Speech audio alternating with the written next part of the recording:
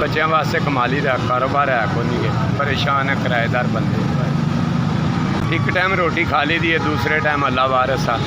अगर पैसे होन तो या दुकान पा के बह जाइए या कोई कारोबार होर करिए।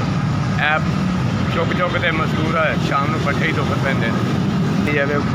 माशाल्लाह जी रोटी कमा के खाई दी भाई जान, किसी अगे हथ नहीं अड्डी दे।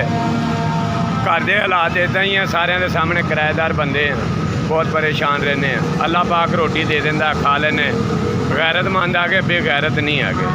इज्जत ना मालक रोटी दे ही जाता, खा लेने हैं जी भाईजान। ये है कि 40-45 साल मेरी उम्र है, कमा के खाने, किसी को बेगैरती तरह हथ नहीं किसी का फैलाते।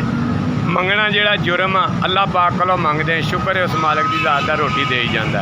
बेगैरत नहीं आ गए, गैरतमंद आ गए। अल्लाह पाक इज्जत ना रोटी 200-400-500 जिन्नी देवे लिखी मालक देंदा।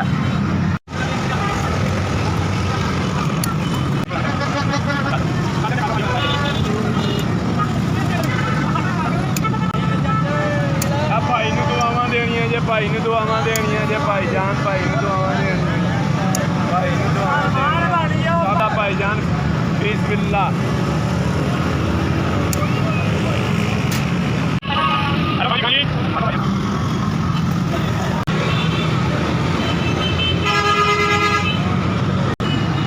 लो भाईजान मैं 400-500 रुपये का तुम मेरे को दातन लिता, तुम मैंने 2000 रुपया देता। अल्लाह पाक तुहानू सेहत तंदुरुस्ती देवे, अल्लाह पाक तुहानू तंदुरुस्ती सेहत खैर पावे। अल्लाह पाक तुम गरीब की मदद की है।